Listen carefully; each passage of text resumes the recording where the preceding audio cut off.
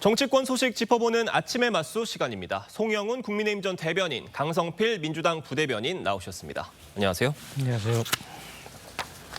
한덕수 권한대행이 대통령목 헌법재판관을 임명하면서 정치권의 후폭풍이 이어지고 있습니다. 논란의 중심에선 이완규 법제처장이 어제 국회 법사위에 출석을 했는데 영상으로 보겠습니다.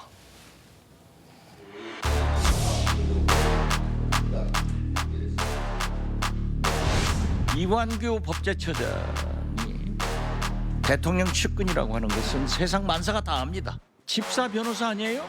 파면된 윤석열의 최측근 이완규 법제처장을 헌법재판관으로 한덕수 대행이 임명함으로써 우리나라 헌법재판소의 권위를 능멸을 그렇게 시키느냐. 권한대행께서 결정한 것을 존중할 따름입니다. 국민의힘 당적 보유 논란이 좀 있었고 그 부분에 대해서 한 말씀 하시죠. 어떤 정당에도 가입해서 정치활동을 한 적은 없고요.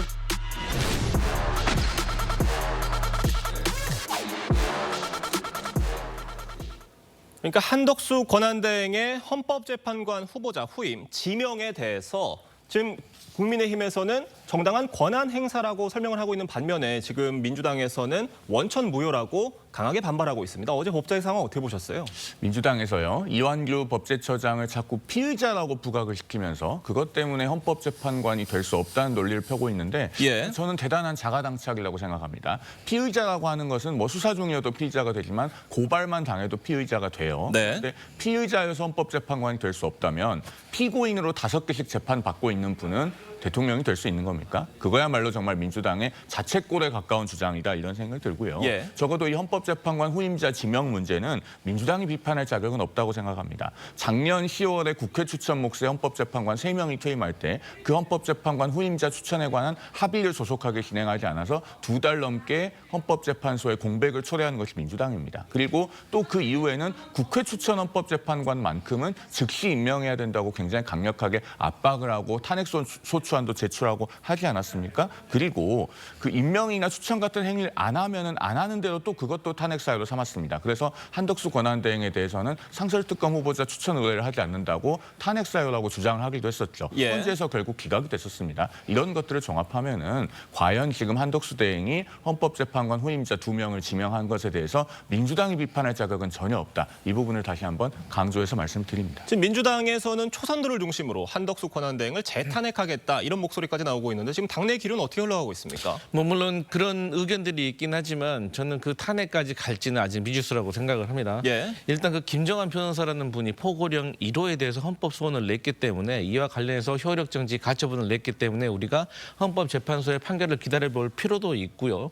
그다음에 헌법재판소법 5조를 보면은 뭐 당적 보유에 관한 내용도 있는 거지만 이완규 법제처장이 과거에 윤석열 대통령 캠프에서 대통령 후보가 당선을 위해서 법적인 어떤 자문을 했다고 하면은 이건 역시 헌법재판소법 5조를 위반하는 내용이 돼서 헌법재판관으로서의 자격에 저는 법적으로 문제가 있다고 생각을 합니다. 그렇기 때문에 여기에 대해서 합법적으로 저희가 법적인 절차 내에서 지적을 하는 것이 맞다고 생각을 하고요. 뭐 복에 따라 그렇습니다. 국민의힘에서는 일관된 주장을 해야 됩니다. 예를 들어서 이재명 대표와 관련해서 피의자 뭐 재판받고 있는데 그 출마를 하면 되느냐 이런 얘기 많이 하는 것처럼 일관되게 어쨌든 참고인이든 피의자든 기소를 당할 수가 있고 재판을 받게 될 가능성은 이완규 법제처장도 있기 때문에 똑같은 잣대로 말하는 것이 맞다. 그리고 민주당은 과거에 마은영 후보자와 관련해 가지고 계속해서 주장했던 것은 합법적인 절차 내에서 임명된 사람을 임명하라는 것인데 저희가 봤을 때 일단 한덕수 권한대행이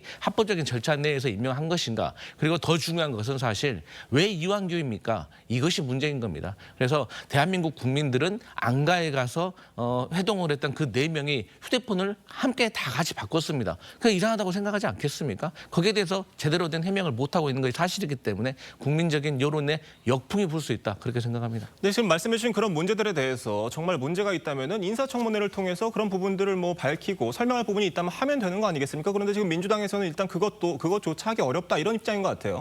맞습니다. 조금 전에 강성필 부대변인께서 마은혁 헌법재판관 문제를 이야기를 하셨는데 그 당시에 국민의힘이 인사청문회에 들어가지 않은 것을 저는 개인적으로 개인적으로는 후회할 만한 결정이라고 생각합니다. 왜냐하면 마은영 헌법재판관은 본인의 이념적 지향과 법관으로서의 재판에 임할 때의 그 직업상의 의무를 서로 분리하지 못한 분입니다. 그래서 과거에 민주노동당 보좌관과 당직자들이 국회 로텐더홀을 점거한 사건에서 매우 무리하게 공소기각 판결했다가 2심에서 바로 사건이 파기돼서 되돌아온 일도 있었거든요. 그런 것들을 인사청문회에서 정확하게 따져 물었다면은 마은혁 헌법재판관이 과연 임명됐을 수 있었겠는가라는 부분을 돌아볼 필요가 있습니다. 마찬가지로 지금 민주당도 법에도 근거도 없이 인사청문 요청서를 송부받지 않겠다고 하고 인사청문회 자체를 보이콧하겠다고 하는데 그렇게 해도 인사청문회법상 결국은 21일이 지나면은 예. 대통령 권한대행이 임명할 수 있습니다. 그러니까 절차를 거부하고 자꾸 장외로 빠지려고 하지 마시고 원내 제1당답게 책임 있게 절차에는 임해야 될 것이다라는 말씀을 드립니다. 민주당에서 끝까지 인사청문회 거부할 수 있을 것으로 보세요.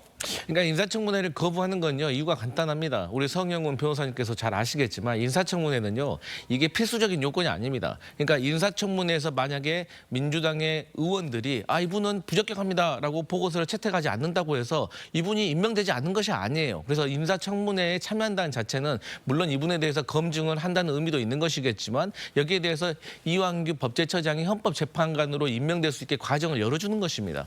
그리고 이완규 법제처장은 앞서 말씀드렸지만 헌법재판소법 5조에 의해서 일단 인사청문회 후보로서도 부적격하다. 그게 민주당의 의견인 것이고 물론 말씀하셨던 것처럼 20일이 지나면 임명 절차를 강행할 수 있습니다. 하지만 추후에 어떤 법적인 문제가 생길 수 있습니다. 그러니까 예를 들어서 수사당국에서 수사해서 기소해서 재판받고 유죄받으면 이분 탄핵될 수도 있는 겁니다. 그래서 저희가 어떠한 법적 절차가 실효성이 있는 것에 대해서는 한번 따져볼 생각입니다. 그건 제가 좀 한 말씀 드려야 되겠는데요. 민주당에서 절차를 너무 가볍게 여기고 있는 것이 국회 임명동의 대상이 아니기 때문에 인사청문회가 의미가 없다는 식으로 접근한다면은 대통령이 장관을 임명하기 전에 인사청문회 요청하는 거 국회는 그거 뭐하러 인사청문회 합니까? 그런 것들을 생각하면은 전혀 지금 사리에 맞지 않는 말씀을 하고 계시다라는 네, 점을 거기에 대해서 말씀드린 게 벌써 우리 국민의힘에서도 말씀하셨지만 마은영 후보자 인사청문회 청문위원들은 추천했지만 참가 안 했잖아요. 그러니까 그런 말을 할 상황이 아니다 이런 말씀 드립니다. 네, 일단 어제 법사위에서는요. 민주당 주도로 대통령복 헌법재판관을 권한대행이 지명할 수 없도록 하는 헌법재판소법 개정안이 통과가 되면서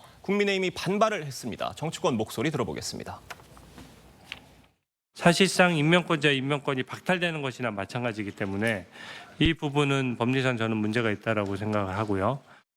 대통령이 없는데 대통령 몫의 헌법재판관을 임명할 수 있습니까? 상식적으로 임명할 수 없습니다. 어제 법사위에 통과된 헌법재판소법 개정안을 보면요. 대통령 권한대행이 재판관 지명을 하지 못하도록 하고 후임자 지명이 없을 경우에는 기존 재판관의 임기를 연장하는 내용이 주요 골자인 겁니다. 국민의힘에서는 이게 법리적으로 문제가 있다 이렇게 지적을 하고 있죠. 명백하게 위헌이죠. 예. 대통령 권한대행은 우리 헌법상 대통령의 권한을 제한 없이 다 대행하는 겁니다. 무슨 뭐 현상유지설이니 뭐 무제한설이니 이런 것들이 있지만 정말로 우리 헌법을 만들 때 대통령 권한대행의 권한을 제한할 생각이었으면 헌법에든 혹은 법률에든 정확하게 명문의 규정을 뒀을 겁니다. 그런 점에서 대통령 권한대행이 헌법재판관을 임명할 수 없도록 한다. 이런 법률은 명백하게 위헌이고 그다음에 헌법재판관의 임기는 헌법 제112조 1항에서 6년으로 명확하게 규정을 하고 있습니다. 그런데 후임자가 임명되지 않으면 임기가 자동으로 연장된다. 이것도 임기 6년을 초과하는 것이니까 위헌이죠. 민주당이 이렇게 위헌적인 법률로 헌법 질서를 어지럽히려고 한다면 그것은 대통령 권한대행께서 당연히 제2요구권을 행사해서 위헌적인 법률이 만들어지는 것을 막아야 된다. 이렇게 생각합니다. 지금 개정안이 본회의에서 통과가 되더라도 한덕수 권한대행이 거부권을 행사할 경우에는 이게 민주당에서 뭐 이 상황에 대해서 지금 고려를 하고 있는 겁니까? 어떻습니까? 네, 맞습니다. 제가 생각해도 예. 저희 민주당에서 의회에서 통과를 시켜도 이게 권한대행이 거부권을 행사하면은 이게 무의로 그치는 겁니다. 하지만 이게 거부권을 통해서 막힌다고 해서 우리가 이것을 진행하지 않는다는 것도 그것도 잘못된 거라고 생각을 합니다. 이 헌법재판소에서의 최근의 일련의 사례들을 보니까 이게 되든 안 되든 그 상황에 무조건 이 절차에 맞게 원칙에 맞게 일을 처리하는 것이 향후에 끝에 가서 봤을 때는 현명했다라는 판결을 저희가 얻었다고 생각합니다. 예를 들어서 한덕수 국무총리에 대해서 탄핵을 했을 때 의결 종족수와 관련해서 논쟁이 있었잖아요. 그런데 헌법재판소에서도 어쨌든 이것을 국회에서 의결을 안 했다는 것에 대해서 논쟁이 있었던 부분에 있어서는 국회가 임명촉구 결의안을 낸 것에 대해서 본회의에 국회의원들의 의사를 물었구나라고 간주를 했거든요. 그렇기 때문에 결론적으로는 한덕수 권한대행이 거부권을 행사를 해서 저희 민주당이 발의한 법안이 막힌다고 하더라도 저희는 저희가 할 수 있는 법적인 한도 내에서 할 수 있는 건 다 하겠다. 이것이 기록으로 남는 것이다. 이런 말씀 드립니다. 네, 저희가 이 얘기도 좀 해볼게요. 이런 상황에서 우원식 국회의장이 사흘 만에 꺼내들었던 개헌 동시투표 제안 철회를 했습니다. 이게 이재명 민주당 대표의 의견이 나오고 나서 이런 결정을 내리다 보니까 여러 가지 해석들 나오고 있는데 이유가 뭐라고 보세요? 두 가지가 있는 것 같습니다. 첫 번째로는 물리적으로 불가능하다는 것이 사실 다수의 어떤 정치권과 법조계의 해석입니다. 그러니까 예를 들어서 대선 날에 국민투표를 함께 하려면 공고를 38일 전에 해야 됩니다. 그러면 그 38일 전이라는 것은 4월 26일, 이번 달 26일인데 벌써 오늘이 10일입니다. 그런데 개헌안 그다음에 선거구제 개편까지 현역 의원들이 가장 예민해하는 이 부분까지 양당이 합의가 할 수 있겠습니까? 그래서 물리적으로 불가능하기 때문인 것이고 이번 주에 있었던 거고 한덕수 권한대행이 이완규 법제처장을 기습적으로 헌법재판관에 임명했던 것이 저희 민주당이나 많은 지지자들이 보기에는 아직도 내란이 종식되지 않았고 역시 개헌보다는 내란 종식이 우선이라는 공감대가 널리 퍼졌기 때문에 자연스럽게 이 개헌론은 좀 무위에 그친 것 같다. 이렇게 해석할 수 있겠습니다. 지금 결국에는 국민의힘에서는요. 우원식 국회의장이 이재명 대표 눈치를 보고 있는 게 아니냐 뭐 이런 해석들이 나오고 있는 거잖아요. 어떻습니까? 국회의장이 원내 1당과 원내 2당을 잘 중재하면서 원내의 조율사 역할을 해야 되는데 지금 조율사 역할을 하기는커녕 원내 제1당 대표의 부하처럼 움직이고 있습니다. 예. 적어도 제가 보기에는 그렇게 보여요. 개헌론을 꺼냈다가 3일 만에 거둬들이는 것이 아무 명분이 없지 않습니까? 헌법재판관 후보자 지명 문제는요. 개헌과 아무런 관련이 없습니다. 그리고 물론 개헌의 선결 과제로 국민투표법을 개정을 해야 됩니다만 그동안에 우원식 국회의장이 국민투표법 개정을 위해서 얼마나 진지하게 시간을 들이고 공을 들여서 노력을 해온 것이 있습니까? 말만 꺼냈다가 3일 만에 접었는데 사실 지금 이재명 대표 입장에서는 개헌에 적극적일 이유가 없어요. 당연히 소극적일 수밖에 없고 그 알리바이를 어떻게 보면 우원식 의장이 정치적으로 만들어준 측면이 있습니다. 국민들께서 상당히 실망스럽게 보셨을 것으로 생각합니다. 네, 저희가 다음 소식으로 넘어가 보겠습니다. 민주당 이재명 대표가 당대표직에서 물러나면서 대선 출마를 공식화했습니다. 그 모습 먼저 보겠습니다. 역경을 이겨낸 위대한 DNA를 발휘해서 빠른 시간 내에 이겨낼 것으로 믿고 저도 그 역정에 함께하겠습니다. 이재명 대표가 국민과 더불어 새로운 대한민국 희망의 길을 열어가리라 믿습니다. 대표님, 싹 속았으다.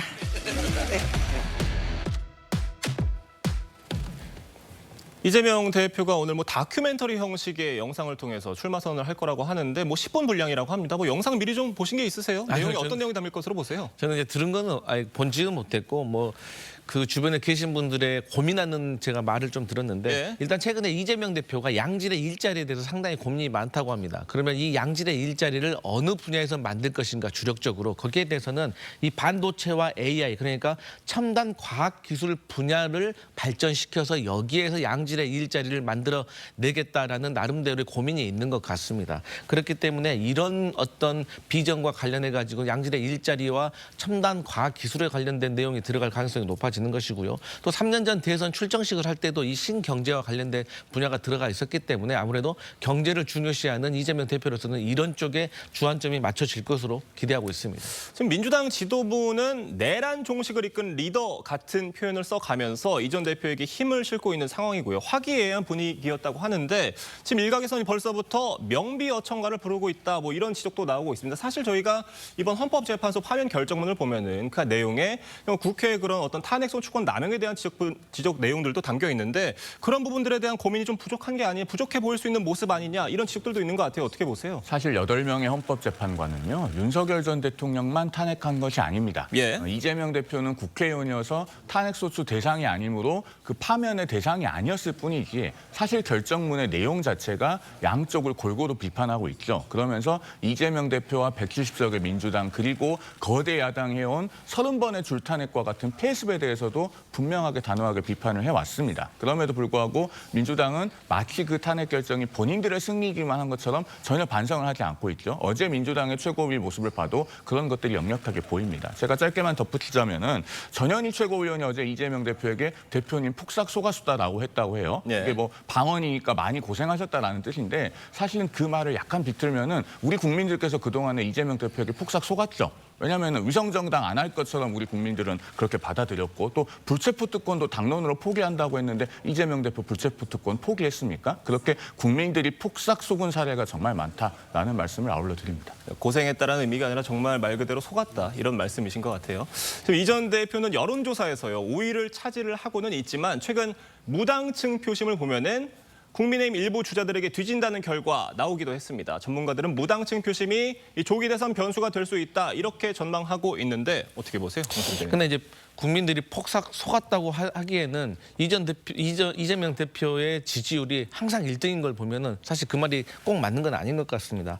어쨌든 이번 대선은 51대 49의 구도는 여전한 것 같습니다. 그런 차원에서 중도층이 언제나처럼 이 가늠자가 됐었죠. 그런데 다행스러운 것은 언제나처럼 중도층의 여론을 살펴보면 탄핵에는 항상 찬성을 했고 정권 교체는 이루어져야 된다라는 여론이 항상 앞섰습니다. 물론 때에 따라서는 상황 변화는 있었지만 언제나 줄곧 앞섰다는 점이 저희 민주당에게 상당히 고무적인 일인 것이고요. 결국에는 외연 확장을 어떻게 하느냐가 저는 이번 그 대선에서 이재명 대표가 대통령이 될 수 있는지 없는지를 가른다고 생각합니다. 하지만 최근에 보수 인사들과의 접촉을 통해서 보수계의 인사들 중에서도 이재명 대표가 지도자로서 안정감이 있다라고 평가를 하고 있기 때문에 저는 이제 본선 레이스가 시작되면 중도라든지 중도를 넘어서 보수의 인사들까지 조금 지지 선언을 이끌어내는 외연 확장이 이번 대선을 판가름할 것이다. 저는 그렇게 봅니다. 국민의힘도 무당층 표심을 잡기 위한 고심이 굉장히 필요해 보입니다. 어떻게 보세요? 경선에서요. 최대한 국민들의 관심을 많이 받고 이목을 집중시키는 것이 필요합니다. 아마 오늘 그 선관위가 그 경선 룰에 대해서 구체적으로 발표를 하게 될 것 같습니다만은 제 개인적인 의견을 좀 말씀드리면 그런 차원에서 방송 토론의 횟수는 최대한 늘려잡는 것이 좋다고 생각을 해요. 2017년에 아주 짧은 기간에 압축적으로 경선을 진행하면서도 6번의 TV 토론을 했거든요. 예. 적어도 그 정도는 되어야 중도와 무당층의 관심을 불러일으키고 다시 국민들의 마음을 회복할 수 있는 계기를 만들 수 있지 않을까 하는 생각이 듭니다. 네, 국민의힘 대선 도전자들의 출마 선언 속속 이어지고 있는 상황입니다. 어제 대선 출마를 선언한 김문수 전 장관, 저희 TV조선과의 인터뷰를 통해서 이런 입장을 밝히기도 했습니다. 들어보겠습니다. 출마 이런 거는 전혀 말씀 없으셨고요. 하여튼 뭐 잘 해보라고 그동안 고생 많았다고 이렇게 하시고 저도 뭐 대통령께서 너무 고생이 많으셨다 그런 정도의 말씀은 나눴습니다. 이재명 후보에 대해서 당당하게 맞서서 깨끗하게 이길 사람은 누구일까? 이 점은 저보다 더 나은 사람이 있는지 모르겠다. 이래서 아마 많은 국민들이 저를 대항마로서 깨끗한 김문수가 이재명 대표의 대항마로 적격이다 이런 주장을 한 건데 사실 일각에서는 어떤 중도 확장성에 대한 의문을 제기하는 시각도 있거든요. 이 부분은 어떻게 보세요? 그러니까 김문수 장관이 청렴한 삶을 살아오신 것은 맞죠. 지금 관악구에 있는 아파트도 그 금액이 굉장히 저렴한 것으로 알고 있습니다. 그런 강점은 분명히 있는 분입니다만 말씀하신 것처럼 김문수 전 장관의 중도 확장성에는 상당히 의문이 있습니다. 이것은 그분이 그동안에 걸어온 정치적인 과정, 특히나 전광훈 씨 등과 자유통일당을 2020년에 만들었던 이력, 그리고 현재의 스탠스에 기인하고 있는 겁니다. 최근에도 헌법재판소의 결정이 나온 다음 날에 헌법재판관들이 대통령을 파면시키는 것이 민주주의냐 이런 말씀을 하셨는데 그런 얘기는 결국에는 헌재의 결정에 불복하는 걸로 보일 수밖에 없고 중도나 무당층이 봤을 때는 대단히 거부감, 비토 심리가 들 수밖에 없습니다. 이런 부분을 스스로 극복하지 않으면은 앞으로 설령 국민의힘 후보가 되더라도 본선에서 과연 승리할 수 있느냐 이런 물음표가 떨어지기 어렵기 때문에 김문수 전 장관에게 상당한 숙제가 남아있다는 생각이 듭니다. 한동훈 전 대표는 오늘이고요. 오세훈 서울시장은 13일에 출마 선언을 할 예정입니다. 두 후보의 경쟁력은 어떻게 평가하세요? 밖에서 보시기 어떻습니까? 네, 제가 생각할 때는 국민의힘의 경선 구도는 아무래도 탄핵에 찬성하셨던 분과 탄핵에 반대하셨던 분들로 나눠질 것 같아요. 근데 탄핵에 찬성하셨던 분들이 제 생각에는 중도층에는 그래도 단 1%라도 소구력이 더 있을 거라고 생각을 합니다. 그렇게 따진다고 하면 한동훈 전 대표와 오세훈 서울시장의 구도가 저는 잡힐 거라고 생각을 하는데 오세훈 서울시장 같은 경우는 명태균 게이트와 토지거래 허가제로 상처를 많이 입었다고 생각을 해요. 반면에 한동훈 전 대표 같은 경우는 그러한 어떤 상처를 입은 건 없지만 당내 반발이 좀 있는 것 같습니다. 그러니까 지금 들려오는 소리를 보면 선관위의 구성 요건만 보더라도 좀 한동훈 전 대표에게 그렇게 달갑지 않은 인사들로 쳐졌다는 말이 있기 때문에 결국에는 100% 국민 경선 참여를 하는 그런 룰이 어떻게 짜여지냐에 따라서 두 분의 어떤 성패가 갈릴 것 같습니다. 네, 알겠습니다. 오늘 두 분 말씀은 여기까지 듣도록 하겠습니다. 감사합니다.